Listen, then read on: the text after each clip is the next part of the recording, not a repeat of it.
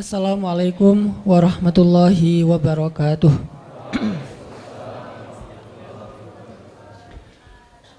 Alhamdulillahirabbil alamin, hamdan katsiran tayyiban mubarakan fih kama yuhibbu rabbuna wa yarda. Asyhadu an la ilaha illallah wahdahu la syarikalah, lahul mulku wa lahul hamdu, yuhyi wa yumitu biyadihil khair wa huwa ala kulli syai'in qadir. Wa asyhadu anna Muhammadan abduhu wa rasuluhu la nabiyya ba'dah. Allahumma salli wa sallim wa barik ala sayyidina Muhammadin kama dzakarahu dzakirun al-akhyar. Wa salli wa sallim wa barik ala sayyidina wa habibina Muhammadin makhtalafal lailu wan nahar. Wa salli wa sallim wa barik ala sayyidina wa habibina wa nabiyyina wa azimina Muhammad wa alal muhajirin wal ansar. Nahmadullaha ta'ala wa huwal mahmud wa huwal hamdi ahl wa nashkuruhu wa huwal mashkur wa huwa lisyukri ahl.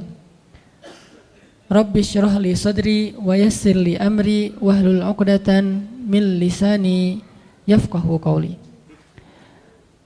Teman-teman sahabat fillah yang selalu setia dan istiqomah untuk selalu hadir dalam tongkrongan ilmu kita di setiap Rabu malam.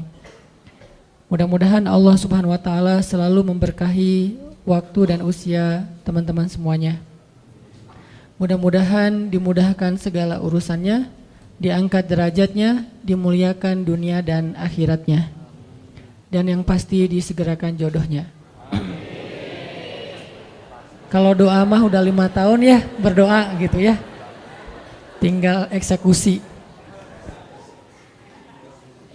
Teman-teman semuanya, pada malam ini kita insya Allah akan membahas satu tema yang menurut saya ini penting sekali. Tema ini terkait nanti dengan banyak realitas dalam kehidupan kita, baik secara pribadi maupun secara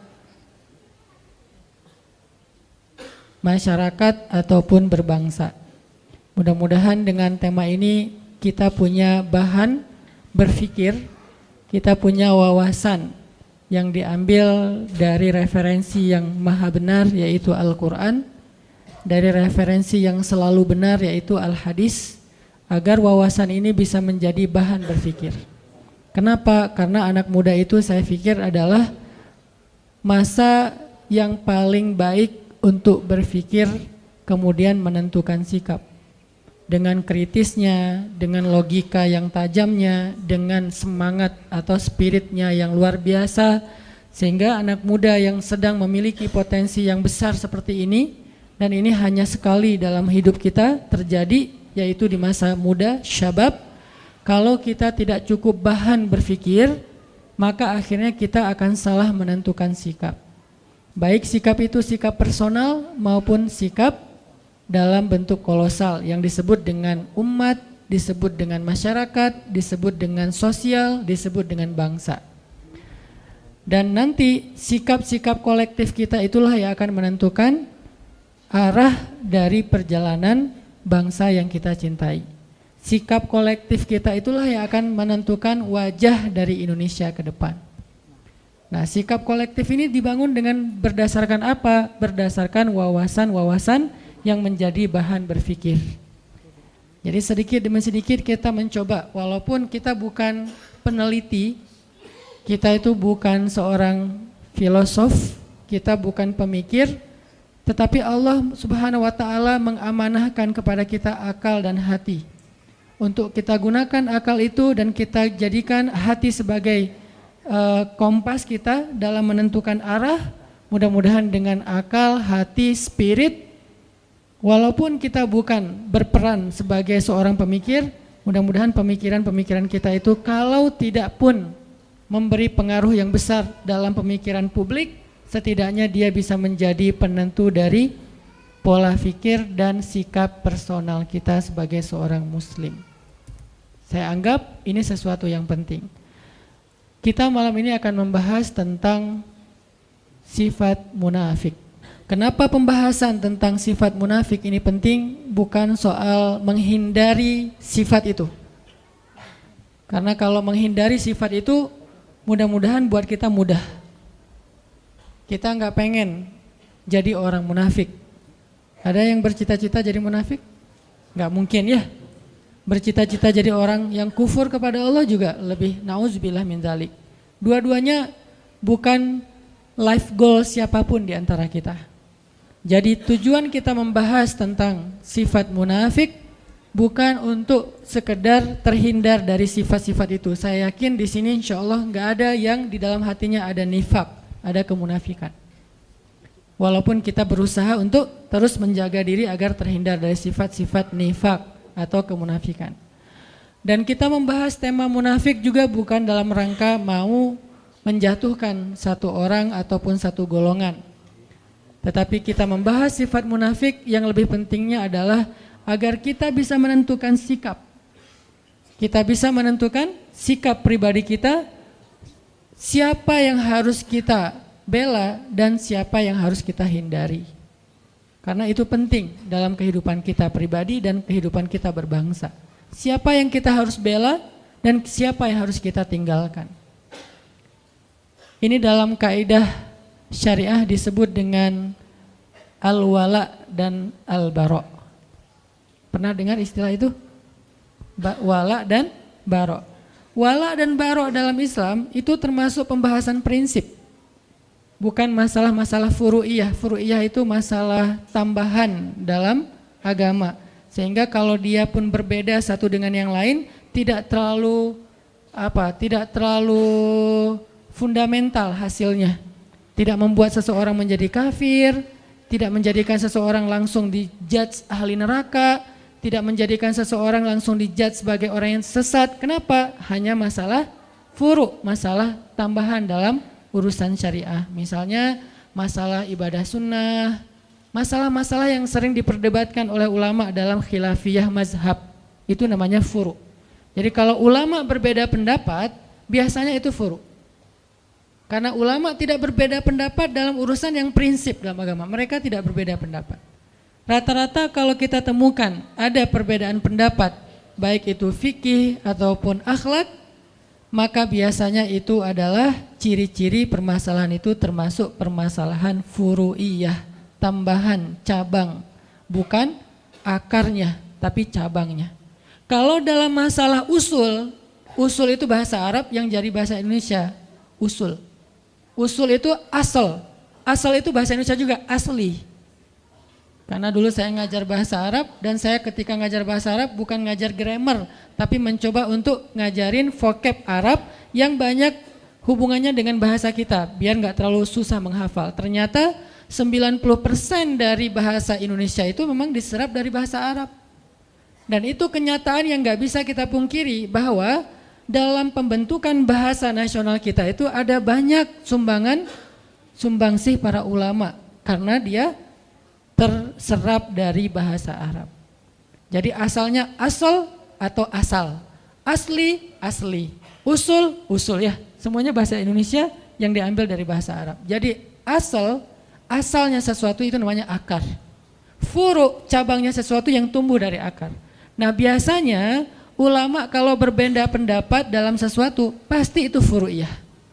Sehingga kalau kita mendengar ada pendapat yang satu mengatakan A, yang satu mengatakan B, berarti itu masalah furu'iyah dan kita nggak perlu ribut dalam masalah itu. Kalau masih ada yang ribut dalam masalah furu'iyah, maka dia terjebak ke dalam sebuah sikap agama yang dikenal dengan istilah takalluf. Apa itu takalluf? Takalluf itu berlebih-lebihan. Mungkin bahasa yang sedang lagi ngetren sekarang radikal. Apa itu radikal? Terlalu membesar-besarkan sesuatu yang sebetulnya kecil. Itu makna radikal dalam konteks agama kita, yaitu takalluf, melebih-lebihkan. Sesuatu yang masih bisa ditolerir tapi dibahas setiap hari. Seolah-olah itu menjadi prinsip agama. Seolah-olah yang melanggar itu langsung masuk neraka besoknya. Seolah-olah dia itu di neraka yang paling dalam. Seolah-olah dia yang paling celaka di muka bumi. Nah ini namanya takalluf. Nah, ini radikal yang sebenarnya. Terlalu takalluf dalam urusan furu, dalam urusan mazhab. Sehingga sikap kita dalam perbedaan mazhab adalah respect, no judgment, menghargai pendapat yang berbeda. Jadi malam ini kita akan membahas salah satu yang usul, yaitu masalah kemunafikan. Ini yang pertama sekali Allah ceritakan di Al-Quran ketika Allah membuka surat Al-Baqarah. Walaupun surat Al-Baqarah itu turunnya belakangan, tetapi ditaruhnya di depan. Langsung setelah Ummul Kitab, seolah-olah Al-Baqarah itu anak pertama. Karena Al-Fatihah ibunya kan? Ibunya Al-Kitab, maka anak pertamanya Al-Baqarah, anak sulung nih. Dan yang paling panjang di Al-Quran. Tapi sebagian besarnya Madaniyah, turunnya di Madinah, walaupun berangsur-angsur. Turunnya di Madinah, tapi kok ditaruh di awal? Saking pentingnya pembahasan yang ada di dalam surat Al-Baqarah. Sampai sebagian ulama mengatakan Al-Baqarah itu sepertiga syariah. Jadi siapa yang bisa mengamalkan surat Al-Baqarah, bukan menghafal, mengamalkan surat Al-Baqarah, dia sudah mengamalkan sepertiga dari agama. Jadi siapa yang bisa mengamalkan Al-Baqarah, maka dia sudah mengamalkan sepertiga dari agama. Dan tahukah kita bahwa Umar ibn Khattab itu mengamalkan surat Al-Baqarah butuh waktu 13 tahun. 13 tahun mengamalkan Al-Baqarah, bukan ngafal. Kalau ngafal buat mereka gampang. Bahkan di antara mereka ada yang ngafal 1 juz itu dengan sekali dengar langsung hafal. Berarti 1 jam 1 juz. Itu pemecah rekor paling dahsyat. 1 juz 1 jam. Kalau di zaman kita mungkin paling cepat 1 juz 1 hari. Itu juga udah jenius banget. Tapi sahabat menghafal 1 juz lebih 1 lembar, yaitu surat Al-An'am 1 jam, sekali dengar. Dan 1 jam itu bukan hafalan pertama. Kalau di teman-teman teras tahfiz pasti ngerti lah, hafalan pertama itu kan yang penting udah hafal, cuman gak lancar, belum bisa di store kan, belum mutkin gitu. Itu sekali dengar 1 jam mutkin, dan ukuran mutkinnya gak ada 1 huruf pun yang salah. Gak ada 1 huruf pun yang salah. Siapa dia? Abdullah ibnu Mas'ud. Yang mendengar surat Al-An'am diturunkan kepada Nabi, Nabi bacakan, dia dengar, sekali dengar langsung kata dia, ya Rasulullah saya sudah hafal. Kata Nabi, ya Abdullah coba kamu baca. Dibaca dalam keadaan menghafal, gak ada 1 huruf pun yang salah. Itu bukan mutkin lagi, udah copy paste itu. Kita kadang-kadang copy paste aja masih ada yang ketinggal, komanya, emotikonnya gak kebawa gitu kan ya. Ini benar-benar dahsyat. Ternyata bukan itu masalahnya. Kenapa Umar kok mengamalkan Al-Baqarah 13 tahun? Bukan soal hafalannya, bukan soal membacanya. Ngamalin 1 ayat demi 1 ayat sampai dawam. Butuh 13 tahun mengamalkan Al-Baqarah. Saking luar biasanya surat Al-Baqarah. Sehingga Allah Subhanahu wa taala menyebutkan dan meletakkan Al-Baqarah menjadi surat pertama setelah Al-Fatihah. Bisa dibilang dia adalah surat-surat pembuka di dalam Al-Quran. Lalu ketika kita membaca surat Al-Baqarah, maka prolog atau mukaddimah dari kepalanya surat Al-Baqarah, headline-nya surat Al-Baqarah itu adalah langsung Allah berbicara tentang 3 golongan manusia. Di awal kita buka Al-Baqarah langsung Allah bicara tentang 3 golongan manusia. Golongan pertama mukmin, ada di ayat 1 sampai 5. Berapa ayat? Cuman 5 ayat. Lebih efektifnya lagi 4 ayat, karena alif lam mim itu termasuk ayat mutasyabihat yang tidak ada yang tahu artinya selain Allah. 5 ayat berbicara tentang orang mukmin. Kemudian golongan kedua, orang yang kafir, artinya orang yang ingkar kepada Allah Subhanahu wa taala, enggak percaya dan tidak beriman. Berapa ayat? Cuman 2 ayat. Ayat 6 dan ayat 7. Beres itu Allah bicara tentang orang munafik dari ayat 8 sampai ayat 16. Berapa ayat? 9 ayat. Dari ayat 8 sampai ayat 16. 9 ayat bicara tentang orang munafik. Apakah sudah selesai? Belum. Sisanya Allah kasih contoh-contoh orang munafik di banyak ayat di Al-Baqarah, di banyak surat, di sisa-sisa surat yang lainnya. Dan kalau Allah udah bicara tentang orang munafik, kesan emosionalnya tuh kelihatan banget di ayatnya. Allah kalau bicara tentang orang kafir, kesannya flat. Kalau bicara tentang orang mukmin, rahmah. Allah tuh sayang banget sama mereka. Kalau Allah bicara tentang orang munafik, Allah itu kayak emosi banget tuh. Disebutin orang munafik tuh gini, kalian harus hati-hati ya, kalian harus hati-hati. Jadi Allah itu kayak khawatir banget kita terhadap perangai dan kejahatan orang munafik. Allah kalau bicara tentang orang kafir itu hanya bicara tentang surga neraka, bicara tentang kehancuran mereka. Tapi kalau bicara orang munafik, isinya adalah kalau kita mau bikin poinnya, wahai orang hamba-hambaku yang beriman, hati-hati sama mereka. Itu intinya. Makanya saking Allah pengen kita hati-hati dengan orang munafik, penjelasan orang munafik di Al-Quran itu tuh detail banget. Contohnya tuh banyak banget. Kenapa? Karena mereka lebih bahaya daripada orang-orang kafir dalam perangai, perilaku, gangguan, dan siasat mereka kepada orang yang beriman. Makanya kita diajarkan di Al-Quran, bukan ayat tentang permusuhan. Ini bukan ayat perpecahan, ini bukan ayat permusuhan. Kalau kita menuduh bahwa membahas tentang munafik itu berarti memunculkan permusuhan, berarti kita menuduh Al-Quran memunculkan permusuhan. Padahal sebagian besar dari ayat Al-Quran itu banyak berkisah tentang orang munafik. Kenapa? Biar kita hati-hati. Biar kita menghindar, jangan sampai kita masuk golongan ini. Kenapa? Orang kafir itu masuk neraka, orang munafik jadi kayu bakarnya neraka. Innal munafiqina fid darkil asfal. Asfal itu bahasa Arab yang jadi bahasa Sunda, aspal. Karena orang Sunda nggak bisa, siapa bilang itu fitnah ya. Jadi asfal tempat paling bawah yang diinjak-injak, bahasa kitanya aspal. Masa bisa aja sih Ustadz? Benar. Jadi asfali minan nar, aspalnya neraka. Maksud aspalnya neraka, dasarnya neraka. Yang paling bawah, udah enggak ada lagi, di bawahnya apa? Gorong-gorong atau apa? Enggak, udah. Paling bawah itu adalah aspal udah. Berarti yang disebut dengan aspal, bahan bakarnya, kayu bakarnya, dibuat dari bukan kayu bakar, batu. Karena bahan bakar api neraka itu adalah batu.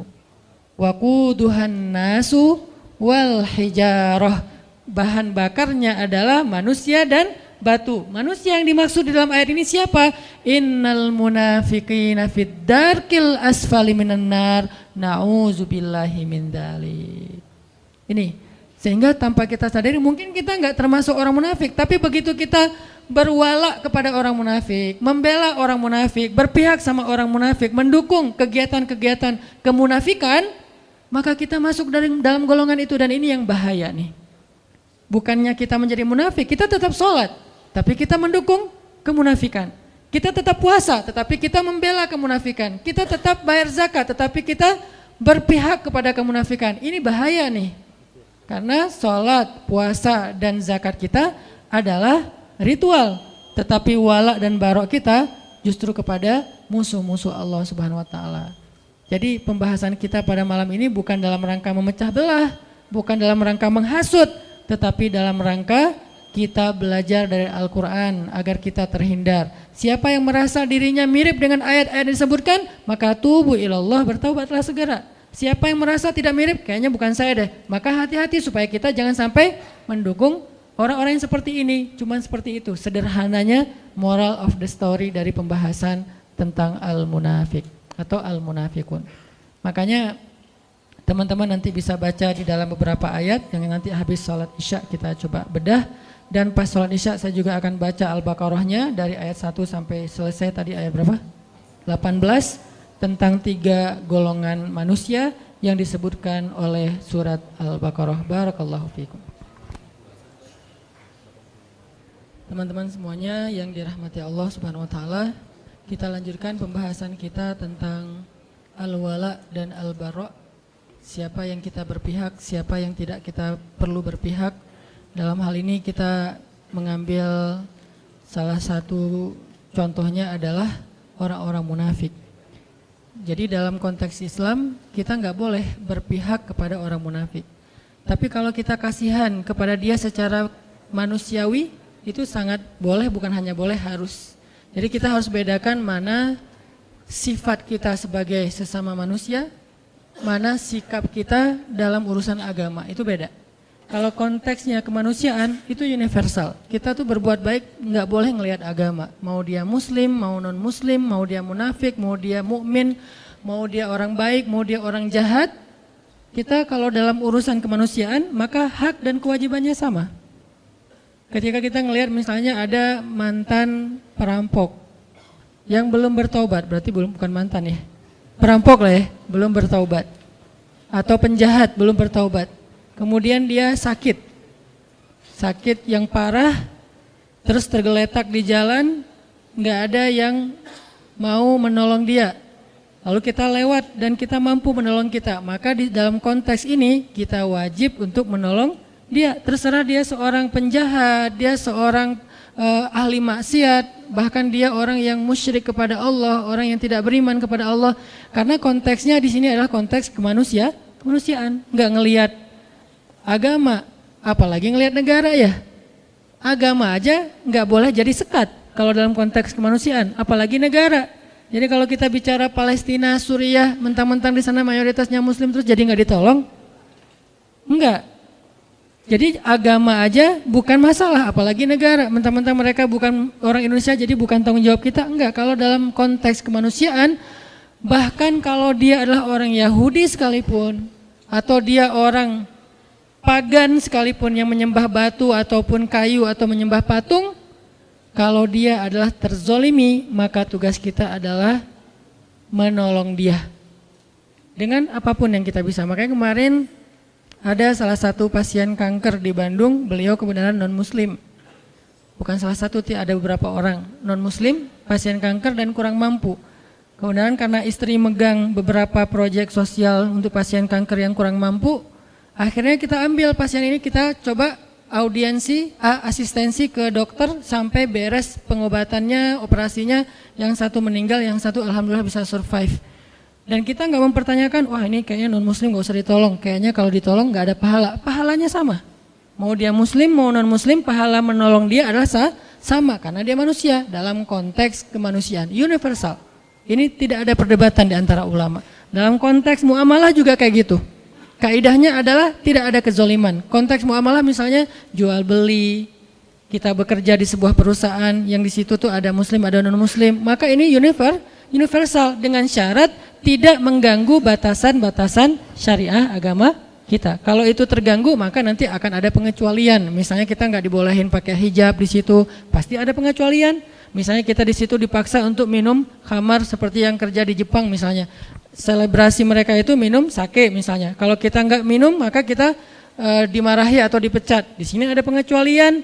Tapi kalau tidak membatasi atau mengganggu batasan syariat, maka tidak masalah kita bermuamalah dengan siapapun, bahkan kepada orang yang tidak beriman sekalipun. Apalagi kemanusiaan. Tapi kalau dalam konteks sikap agama, nah ini lebih spesifik lagi. Di situ beda antara mukmin, kafir, munafik beda. Kafir juga ada dua, ada yang harbi, ada yang zimmi. Yang harbi itu yang memerangi kita, yang zimmi dia tidak memerangi kita, maka kita boleh berbuat baik kepada dia, namanya non-muslim. Yang tidak memerangi kita. Kalau yang memerangi kita dalam Al-Quran disebut kuffar. Kalau yang tidak memerangi, mereka tidak dipanggil dengan bahasa orang kafirun, tetapi mereka disebut dengan orang Yahudi, orang Nasrani, orang musyrikun dan seterusnya. Intinya adalah kita tidak ada kewajiban atau anjuran untuk memusuhi mereka. Mereka adalah saudara kita dalam kemanusiaan, dalam negara, dalam bangsa, dalam suku. Dalam konteks apa? Dalam konteks muamalah, dalam konteks kemanusiaan. Kalau dalam konteks agama, kalau mereka tidak memerangi kita, maka kita nggak boleh dilarang untuk menyakiti mereka, apalagi memusuhi mereka. Bahkan jika ada pertikaian antara non muslim dengan muslim, kita nggak boleh nggak boleh berpihak berdasarkan agama. Ada pertikaian nih dalam urusan muamalah, urusan dagang kah, urusan jual beli kah, jual beli tanah, jual beli rumah, jual beli mobil dan seterusnya. Ada masalah nih, termasuk masalah misalnya kayak masalah pekerjaan, masalah muamalah. Kalau misalnya ada pertikaian di antara mereka, nggak boleh kita berpihak karena dasarnya agama. Nih saudara saya muslim, saya belain dia, belum tentu dia benar, bisa jadi dia yang salah. Maka di situ konteksnya adalah adil. Nggak boleh gara-gara kita beda agama terus kita bersikap zolim. Kalau dia beda agama dengan kita tapi dia konteksnya di situ korban, maka kita harus membela dia, bahkan terhadap saudara kita yang sama-sama muslim, kalau ternyata saudara yang muslim itu adalah justru yang zalim. Jadi inilah konsep adilnya Islam. Dan di sini kita juga belajar tentang bab wala dan barok dalam contoh-contoh yang sederhana. Jadi nggak boleh mentang-mentang pokoknya belain aja yang namanya muslim kita harus bela. Enggak. Unsur akhaka zaliman au mazluman. Tolonglah saudara kamu dalam keadaan zalim atau terzolimi. Ini maksudnya apa nih? Kan kita harus nolongin saudara kita Ustaz walaupun dia zalim. Menolong saudara kita yang zalim artinya hindarkan dia dari kezaliman. Kalau dia udah terlanjur melakukan kezaliman, maka tegakkanlah keadilan. Wa'adilu huwa aqrabu littaqwa. Bersikap adillah karena dia yang paling dekat kepada ketakwaan. Bahkan kepada orang yang kita benci kita harus bersifat adil, fair bahasa sederhananya. Kayak gimana? Kita nggak suka dengan satu kelompok. Apakah dasarnya agama, dasarnya golongan, dasarnya emosional pribadi? Nggak suka aja dengan satu kelompok. Kan ada yang suka gitu ya. Satu grup WhatsApp nggak suka kepada grup WhatsApp yang lain. Namanya grup sebelah. Terus gara-gara kita nggak suka, kita bersikap nggak fair. Ini bukan sifat Muslim. Kenapa? Allah berfirman, wala yajrimannakum syana'anu qaumin ala alla ta'dilu i'dilu huwa aqrabu littaqwa. Janganlah kebencian kalian kepada satu grup WhatsApp. Ini terjemahan apa? Ini contohnya. Janganlah kebencian kalian kepada satu kelompok, satu golongan, satu grup membuat kalian bersikap tidak adil kepada mereka. Maka bersikap adillah karena keadilan itu dekat kepada ketakwaan. Jadi nggak boleh gara-gara kita nggak suka terus kita nggak fair dalam urusan muamalah, dalam urusan hak dan kewajiban, dalam urusan kemanusiaan nggak boleh. Tapi dalam urusan sikap, agama, dakwah dan syariah, maka di sini ada penjelasan dan koridornya sendiri. Yang akan kita bahas hari ini adalah sikap kita yang berkaitan dengan pembelaan kita terhadap agama, menegakkan agama Allah Subhanahu wa taala. Dan hal yang perlu kita pahami yang akhir-akhir ini mulai agak dikhawatirkan, ditakut-takuti sehingga kita jadi resah. Menegakkan agama itu bukan berarti meruntuhkan negara. Sejak kapan agama dan negara itu kontradiktif? Sejak kapan? Gara-gara kita negakkan agama lantas meruntuhkan negara? Nggak mungkin. Kalau dia meruntuhkan negara berarti dia meruntuhkan agama. Itu satu paket. Kalau dia meruntuhkan negara, memecah belah negara berarti dia memecah belah umat, memecah belah agama, meruntuhkan agama. Sama itu. Dan kalau dia menegakkan agama, maka dia menegakkan negara. Karena satu paket, nggak bisa dipisahkan. Siapa yang berbuat rusak di muka bumi, maka dia telah melanggar ayat Allah Subhanahu wa taala, yufsiduna fil ard. Mereka merusak di muka bumi, walakin la yash'urun. Cuman mereka nggak ngerasa. Jadi Allah menyuruh kita untuk islah, memperbaiki, imarah, membangun, bukan justru merusak. Jadi nggak mungkin orang yang pengen menerapkan agama dalam konteks pribadinya berarti jadi masalah dalam sebuah tatanan negara, itu nggak mungkin. Kalau dia memahami agama itu secara komprehensif, bukan parsial. Tapi kalau dia memahami agama secara parsial, mungkin aja. Maka solusinya adalah apa? Pelajari agama secara lebih dalam, bukan dihindarkan dari belajar agama ya. Kalau kita dilarang untuk belajar agama, berarti kita dibiarkan untuk awam tentang kebenaran.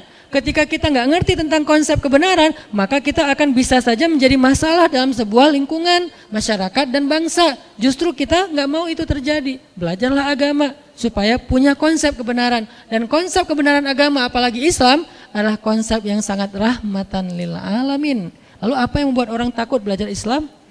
Kalau setelah belajar Islam dia menjadi rahmah bagi alam semesta. Sekarang kita buat program dakwah lingkungan, yaitu dengan less waste. Itu adalah syariat Islam. Jangan berpikir less waste itu hanya masalah isu lingkungan, isu climate change dan segala macam. Bukan, ini bukan masalah lingkungan, bukan masalah alam, bukan masalah ozon. Ini masalah agama. Sehingga ketika ini saya coba presentasikan kepada para ustadz-ustadz bangun negeri, mereka semuanya sepakat ini tuh masalah agama. Lalu saya tanya, kenapa dakwah nggak pernah mengangkat isu ini? Oh ya, kita baru ngeh sekarang. Ya udah yuk kita angkat isu ini, isu lingkungan. Biar orang lihat Islam itu bukan cuma narasi ibadah. Islam itu bukan cuma sholat 5 waktu, walaupun itu wajib dan tidak ada perdebatan tentangnya. Tetapi dia belum komprehensif, dia masih parsial. Terlalu zoom in-nya kedekatan. Coba zoom out lagi deh. Ketika kita zoom out tentang Islam, kita akan melihat hal-hal yang lain yang luar biasa tentang Islam.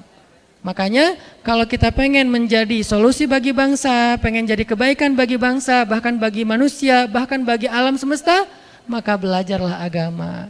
Makanya kita perlu belajar tentang sifat munafik agar kita tidak terjebak di dalam sifat ini. Saya nggak tahu, mungkin suatu saat di antara teman-teman yang hadir sekarang akan jadi pejabat kah suatu hari nanti? Akan jadi seorang penguasa kah? Mungkin di sini ada yang calon presiden tahun 2000 sekian yang kita nggak tahu ya.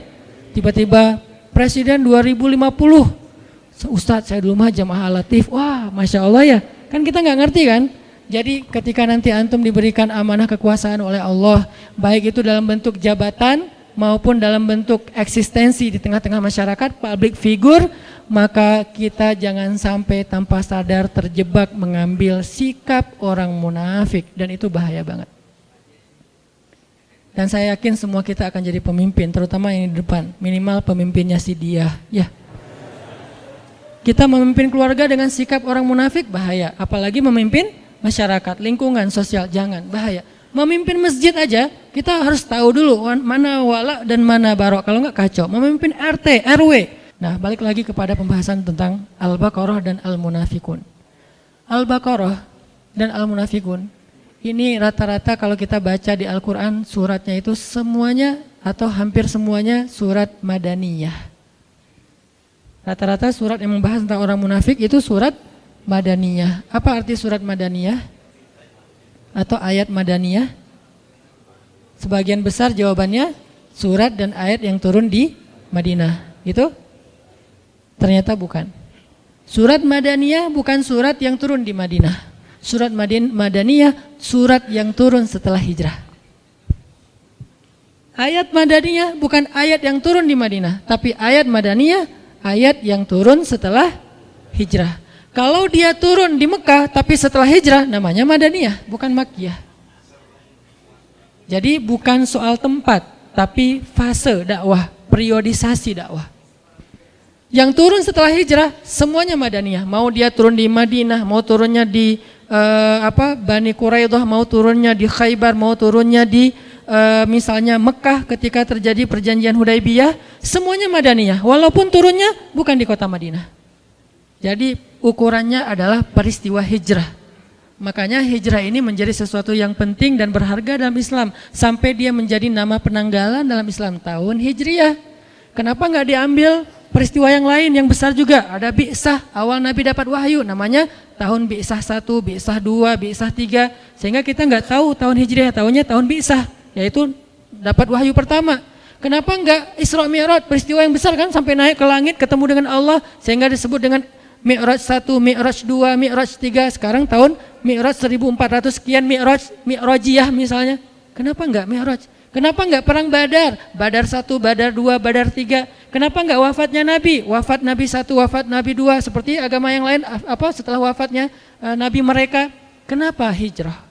Saking pentingnya peristiwa hijrah dalam Islam yang merubah banyak hal dalam konsep dakwah.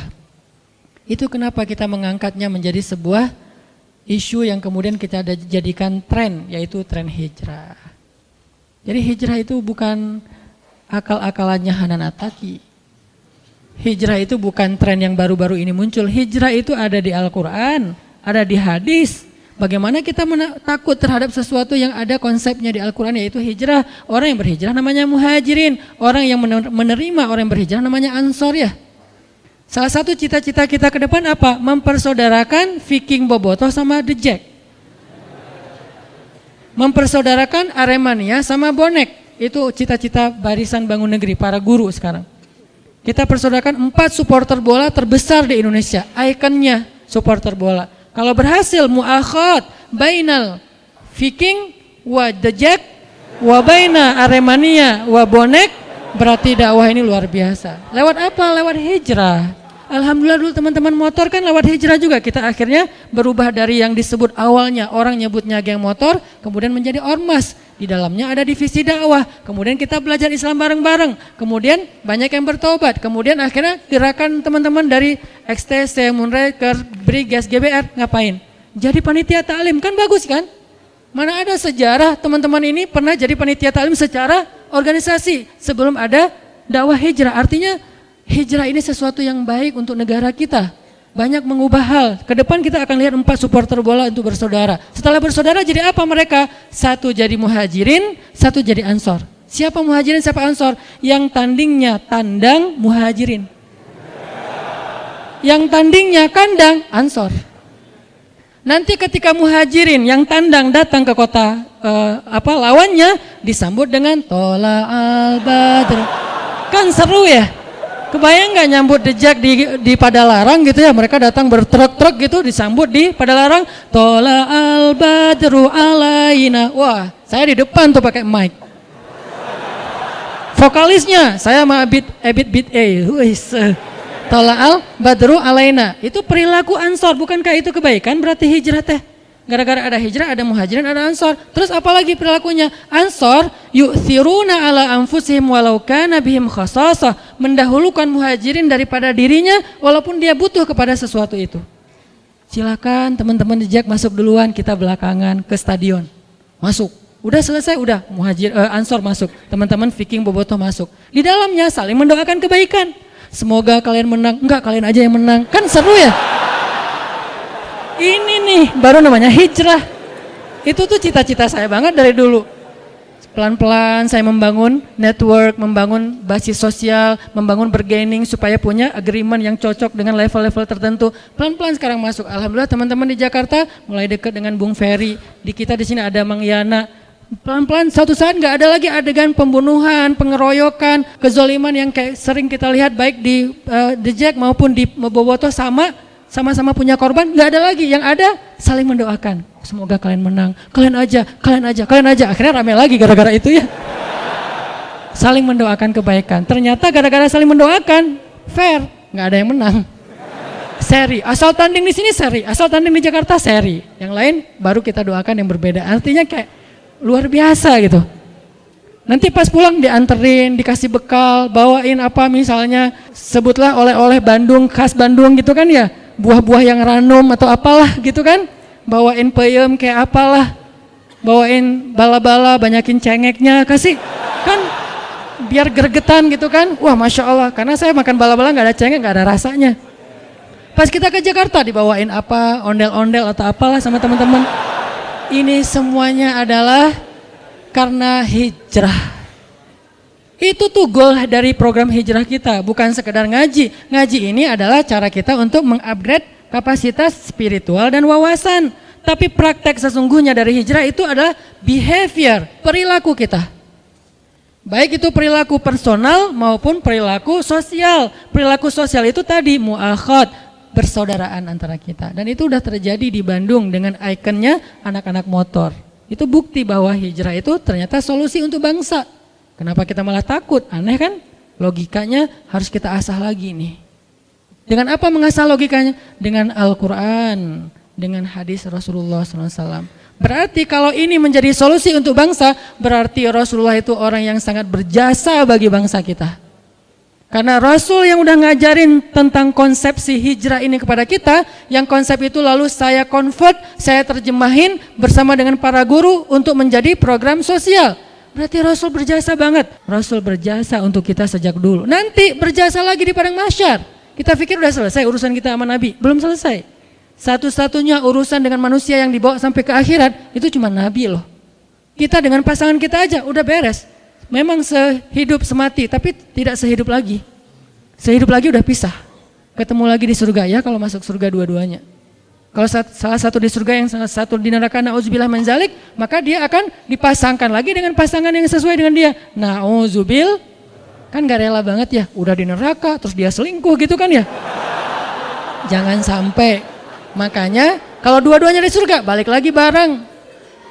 Makanya Rasul itu berjasa untuk kita bukan cuma di dunia teman-teman, sampai di padang mahsyar. Satu-satunya manusia yang teman-teman bisa lihat di YouTube beberapa booster saya tentang Rasulullah yang paling sibuk di akhirat, yang paling sibuk mengurus orang lain itu cuma satu orang, Nabi Muhammad SAW. Yang lain semuanya ngurus diri sendiri. Semuanya berlaku kalimat kullum ri'im minhum yawma idzin sya'nun yughnih. Semua orang pada hari itu sibuk dengan urusannya sendiri-sendiri. Illa Rasulullah SAW yang sibuk dengan urusan umatnya. Makanya nggak terputus urusan kita dengan Nabi, nggak terikat dengan zaman, tempat, terus sampai lintas zaman dunia dan akhirat. Jadi kita balik lagi, Ternyata pembahasan tentang orang munafik itu muncul setelah hijrah. Bukan di Madinah, setelah hijrah. Kenapa baru muncul munafik ini? Gerakannya, kekacauannya setelah hijrah. Karena Islam setelah hijrah itu mulai eksis. Sebelum hijrah, Islam itu tertindas. Islam itu tersembunyi, hanya ada di beberapa golongan-golongan kecil, yaitu orang-orang yang lemah di kota Mekah. Tapi setelah hijrah, Islam itu eksis, kuat, berpengaruh. Muncullah orang-orang munafik, muncullah ayat-ayat tentang munafik, muncullah surat Al-Munafikun. Cari di Al-Quran, itu surat apa? Madaniyah, surat yang turun setelah hijrah. Jadi nggak heran kalau kemunafikan dalam berbagai macam bentuk-bentuknya itu muncul setelah Islam semakin eksis dan berpengaruh. Orang mulai datang ke masjid beramai-ramai. Yang dulunya kita susah banget ngelihat anak muda ramai di masjid seperti sekarang ya. Dulu masjid itu diramaikan oleh siapa? Oleh kakek-kakek. Sekarang fenomenanya Masya Allah, setelah hijrah dalam konteks kekitaan, maka yadkhuluna fi dinillahi afwaja. Orang berbondong-bondong masuk ke dalam agama Allah. Agama di sini bisa artinya syariat, bisa artinya masjid, bisa artinya taklim. Berbondong-bondong. Baik itu kajian saya, kajian Ustaz Abu Somad, kajian Ustaz-Ustaz yang lain, semuanya ramai. Lebih ramai daripada konser. Setelah apa? Setelah hijrah. Maka dalam satu paket, begitu hijrah muncul, eksistensi Islam muncul, muncullah kemunafikan. Kenapa dia muncul? Baru dibedah oleh Al-Quran. Kemunafikan itu kenapa kok munculnya setelah hijrah? Terus perangainya kayak gimana? Itu kenapa surat-surat atau ayat kemunafikan itu rata-rata madaniyah. Pertanyaan berikutnya, kenapa kemunafikan muncul setelah hijrah dan Islam eksis? Salah satu masalahnya adalah ciri-ciri orang munafik atau golongan munafik adalah dengki. Bahasa Arabnya hasadin. Makanya ada doa, min syarri hasidin idza hasad, dari kedengkian orang yang dengki. Dia dengki dengan keislaman, dia dengki dengan eksistensinya kaum muslimin. Dia dengki, dia enggak suka. Bahasa lainnya selain hasad apa? Ghillan. Makanya di dalam Al-Quran Allah mengajarkan kita juga doa. Wala taj'al fi qulubina ghillan lilladzina amanu. Ya Allah, jangan jadikan di dalam hati kami rasa dengki kepada sesama orang beriman. Jadi kalau kita dengki kepada kelompok-kelompok kaum muslimin gara-gara dia lebih eksis, maka jangan-jangan di dalam hati kita ada kemunafikan, wal iyadu billah. Kalau kemunafikan itu baru di hati aja, maka ini masih munafik kecil. Kalau kemunafikan itu kemudian berbentuk cara kita, sikap kita menghalang-halangi kebaikan dan dakwah, berarti sudah masuk kemunafikan besar. Dan itu berlakulah ayat innal munafiqina fid darkil asfali minan nar, nauzubillah. Kalau kemunafikannya masih dalam hati, masih kemunafikan kecil. Saya nggak suka ngelihat kajian itu ramai. Saya nggak suka ngelihat masjid kok ramai sekali. Berarti dia dalam hati doang. Kalau dia lalu dengan kedengkian itu kemudian membuat sebuah penghalang agar orang tidak lagi bisa meramaikan masjid, dia halang-halangi, dia fitnah, dia pecah belah, berarti sudah dengkinya, kemunafikan yang besar.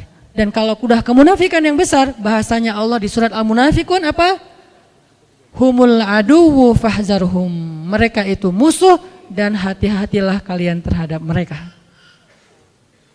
Sekarang kita tinggal ngelihat diri kita masing-masing. Apakah kita dengki terhadap kelompok sesama kaum muslimin? Taklimnya rame, taklim yang di sana rame, kajian yang di sana rame, festival yang itu kok rame banget, berbondong-bondong orang datang.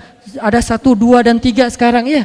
Masjid di sana kok rame dengan anak muda, masjid di sana rame dengan ibu-ibu taklim, yang di sana rame dengan bapak-bapak atau kakek-kakek. Masing-masing punya segmentasi yang berbeda-beda ya. Kajiannya berbeda-beda juga. Masjid di sana tuh kajiannya rutin. Masjid di sana tuh hari Ahad, namanya jihad, pengajian hari Ahad, bebas.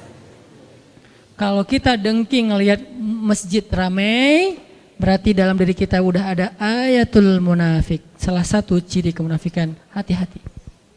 Kalau kita nggak suka ngelihat masjid ramai.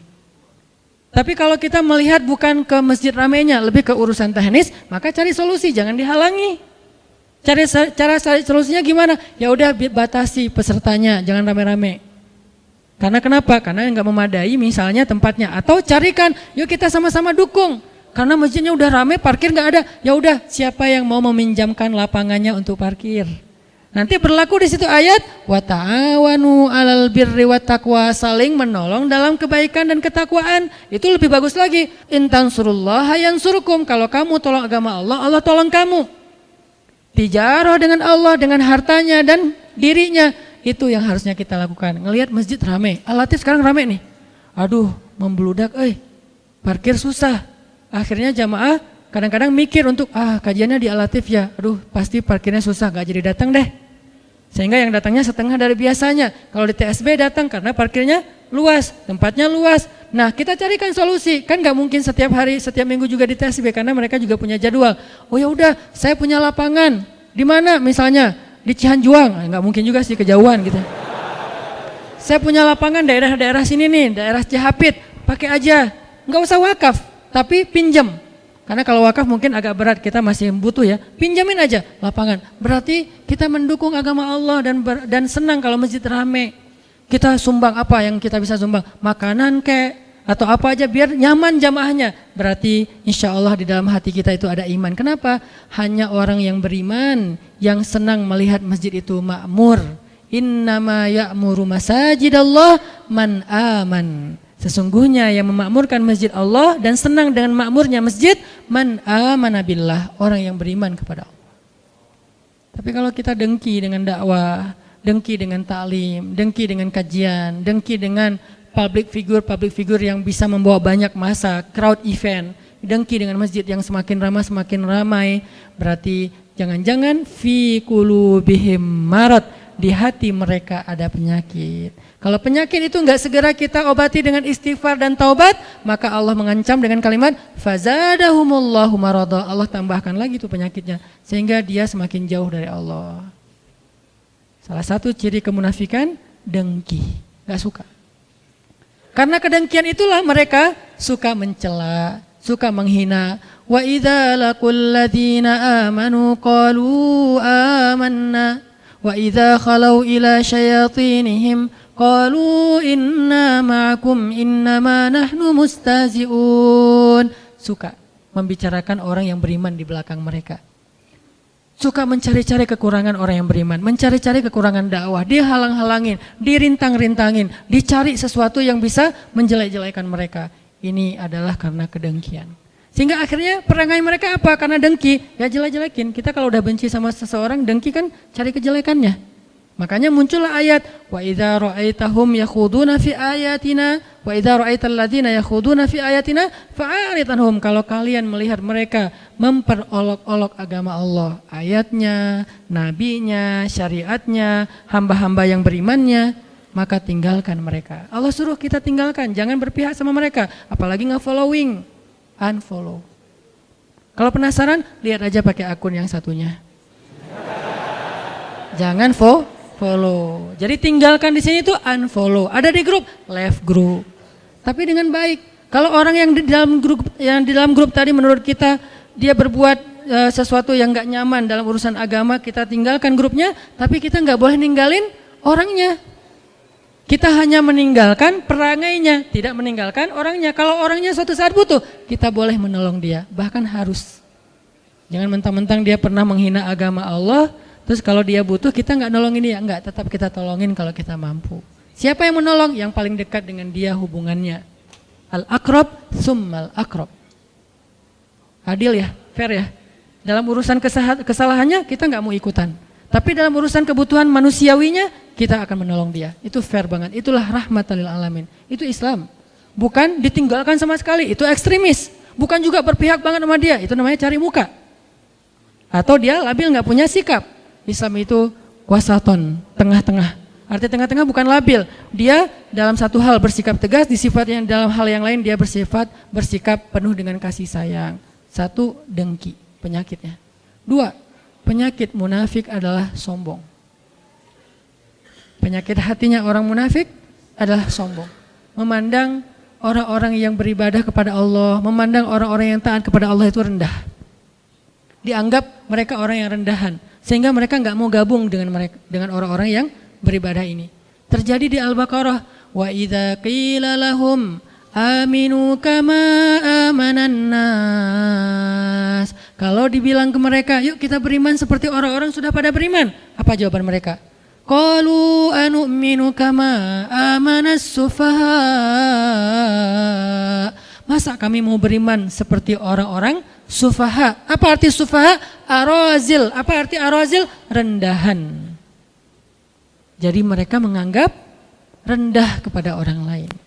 Menganggap orang yang gak sukses, orang yang miskin, orang yang gak educated, orang yang terbelakang, orang yang misalnya primitif, orang yang enggak modern, orang yang misalnya konservatif atau apapun lah istilah-istilahnya ini, sehingga dia selalu melihat Islam itu rendah aja. Islam ini ya kasihan, Islam ini penuh dengan masalah, Islam ini jelek, Islam ini apa? Dia selalu melihat kejelekan-kejelekan kaum muslimin dan merendahkan kaum muslimin. Ini karena sombong. Dan ketika kita baca di surat Al-Kahfi, ada perumpamaan yang Allah angkat dari sebuah kisah tentang dua orang laki-laki kan? Yang satu diberikan harta dan diberikan pengikut yang banyak, followersnya banyak. Yang satu lagi nggak diberikan harta dan tidak diberikan pengikut yang banyak, dia bukan selebgram. Yang selebgram ini bilang, harta saya lebih banyak dan pengikut saya lebih kuat. Ternyata hasilnya apa dengan kesombongan dia? Akhirnya Allah Subhanahu wa taala membinasakan dia dengan ditenggelamkan ke dalam bumi dan dibakar hangus seluruh harta-hartanya oleh Allah Subhanahu wa taala. Ini karena sombong.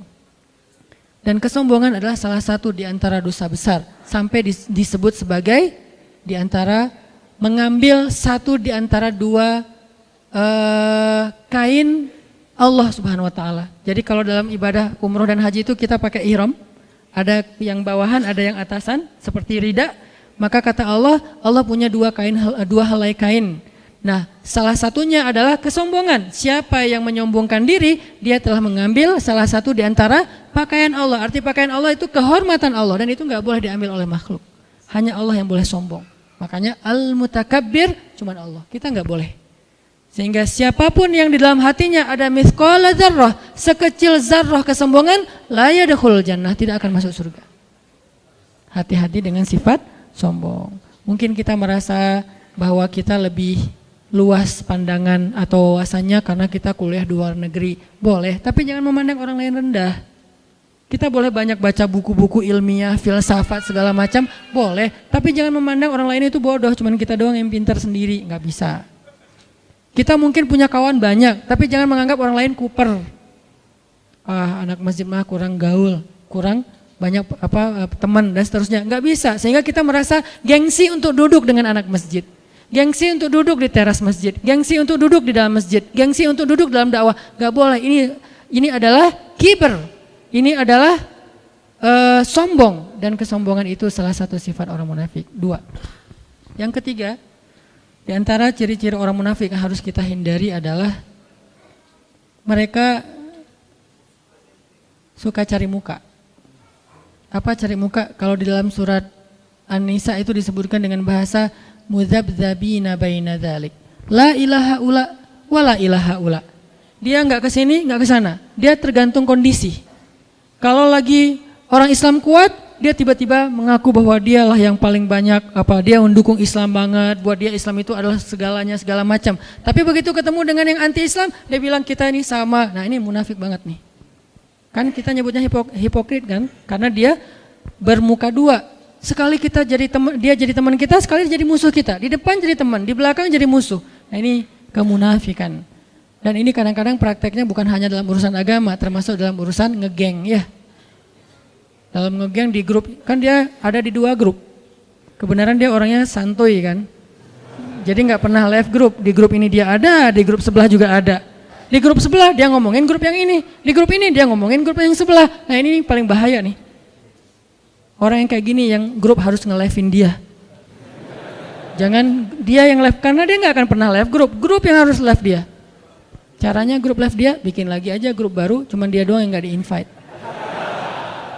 Karena dia adalah racun di dalam tubuh kita yang memecah belah di antara kita. Jadi menghasut di sana, menghasut di sini. Akhirnya namimah. Kalian tahu nggak di grup sebelah lagi ngomongin apa? Ngomongin kalian. Aku tuh nggak bohong ya, ini aku capture, aku di forward. Soalnya aku sayang sama kalian, jadi aku ngomongin apa yang mereka omongin tentang kalian. Itu bukan sayang, itu namanya namimah, adu domba. Karena yang benar gimana? Kalau kita pun tahu mereka membicarakan yang di sini, jangan sampai orang ini tahu. Kenapa? Biar nggak rame. Kita diamin. Cukup sampai di kita aja. Jangan di save chatnya, jangan di capture. Terus gimana kalau perlu delete chat? Chatnya kita di delete supaya kita nggak ada kesempatan untuk memberitahu ke sebelah. Terus kalau ditanya, di grup sebelah lagi ngomongin kita ya? Enggak kok.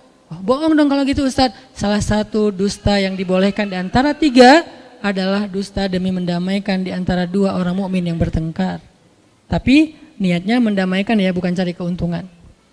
Ada 3 kan dusta yang dibolehin. 1, dusta dalam perang. Masa perang kita jujur? Kami itu pasukannya jumlahnya sekian, strateginya ini. Jadi kalian siap-siap ya, nanti kita ketemu ya. Di mana ketemunya? Sherlock dong. Nah, ini perang atau janjiannya. Dalam perang, kata Nabi, al-harbu khida. Perang itu tipu muslihat. Jadi kalau dalam peperangan orang berbohong, menipu musuh, itu sesuatu yang dibolehkan. Emang harusnya kayak gitu. Masa mau jujur? Saya orangnya nggak bisa bohong. Kalian mau nanya apa? Nggak bisa bohong. 2, mendamaikan di antara mukmin yang bertengkar ya, bukan mukmin yang lagi baik-baik aja terus kita bohong, enggak, lagi bertengkar. Yang 3, berdusta untuk masa lalu terhadap pasangan halal. Dengan niat mau bertaubat dan melupakan, bukan modus pengen balikan. Ketemu di reuni, buka puasa bersama, pasangan kita nanya pas pulang, kenapa sih dia tadi ngeliatin kamu terus? Biasa, mantan pacar. 10 tahun loh kita pacaran, Pak. Itu nggak boleh. Aku kan orangnya jujur, Pak, nggak ada yang ditutup-tutupin. Nggak boleh, itu jujur yang membinasakan. Jujur yang berdosa, nggak boleh jujur. Terus gimana? Enggak, mungkin dia kayak lagi pangkling aja ngeliat kok aku udah nggak pakai kacamata misalnya atau apalah ya. Bilang apa aja, tapi dengan niat kita nggak akan balikan, bukan jadi modus. Kalau modus, innallaha alimun bidzatis sudur. Allah lebih tahu isi hati. Nah, orang munafik itu suka mencari muka. Sekali ngomongnya A, sekali ngomongnya Z. Pertama dia menghina kita, tapi di sisi lain dia memuji kita. Ini maunya apa sebetulnya? Nah, ini nih nggak bisa dipegang orang kayak gini. Dia harus jelas keberpihakannya kemana. Tapi dia nggak perlu mencela siapapun. Saya jelas keberpihakan saya, tapi saya nggak suka mencela dan saya nggak suka terlibat dalam debat di sosial media. Jarang teman-teman ngelihat saya berdebat di sosial media. Kenapa? Buat saya perdebatan di sosial media itu tidak produktif, kecuali argumentatif ya. Karena ada juga perdebatan yang argumentatif, dia menjelaskan gagasan, oke itu bagus. Tapi kalau perdebatannya bentuknya saling membuli, ngapain? Sesama mukmin kita membuli. Nah, sesama yang ke masjid jangan saling mengganggu. Udah aja yang datangnya sholatnya apa misalnya qobliyahnya 2, yang nggak pakai qobliyah juga mangga. Kan ada masjid yang nggak pakai qobliyah, sholat tertentu kan, habis azan langsung iqomah, kecuali kalau kita memang karena ada taklim. Ada juga yang walaupun bukan rawatib, dia nunggu orang supaya nanti bisa iqomah udah penuh jamaahnya. Ini mazhab. Dia bermuka 2, yudzabzabina baina dzalik. Yang keempat, di antara ciri orang munafik itu adalah memecah belah. Wa idza qila lahum la tufsiduna fil ard qalu innama nahnu muslihun. Kalau dikasih nasihat janganlah kalian merusak di muka bumi, salah satu di antara maksud merusak adalah memecah belah. Jadi ajaran kita, narasi kita, ajakan kita, broadcast kita, postingan kita harusnya mempersatukan. Tapi kita tetap harus mengedukasi. Jangan gara-gara kita takut memecah belah terus akhirnya kita diam dan tidak mengedukasi apa-apa. Ketika kita posting tentang Suriah, tentang Rohingya, tentang Suriah, kita mengangkat sesuatu agar masyarakat aware untuk membantu.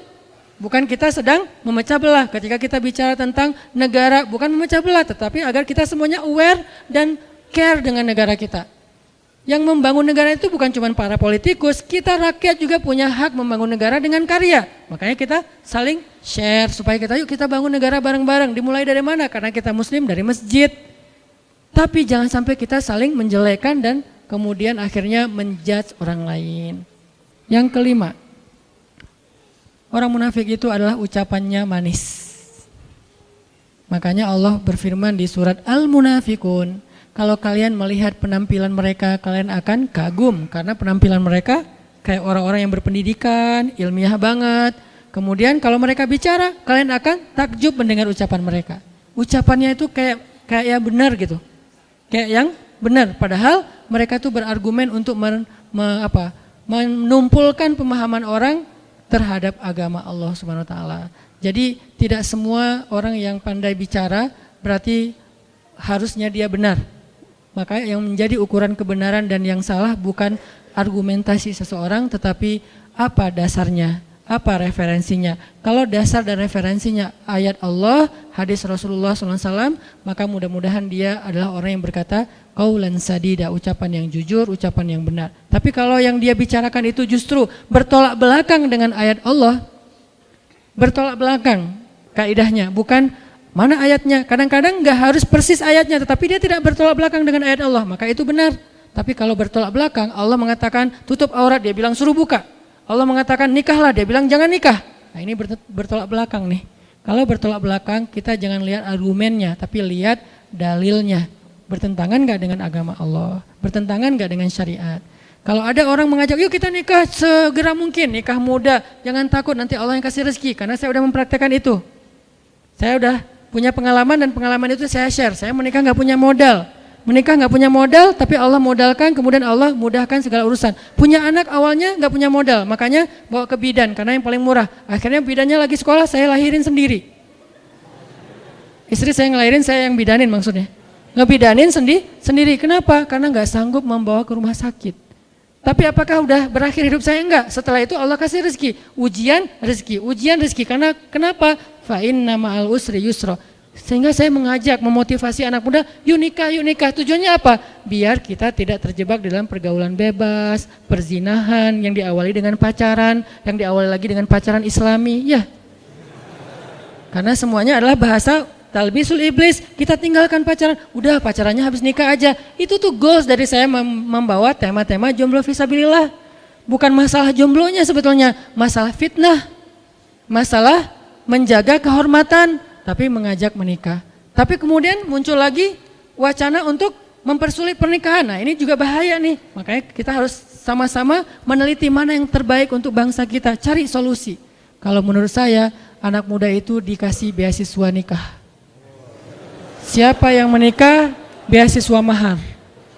Kemudian bahkan di beberapa negara di Turki itu siapa yang menikah dengan perempuan Suriah itu dibiayai oleh negara. Kenapa? Karena perempuan Suriah itu tidak ada yang merawat. Mereka itu pengungsi, mereka yatim piatu. Jadi siapa yang menikahi perempuan Suriah maka dibiayai oleh negara. Walaupun nggak harus gitu-gitu amat juga sih. Ntar yang belakang protes, Ustaz emang harus ke Suriah? Nggak juga sih. Ini contoh ya, contoh.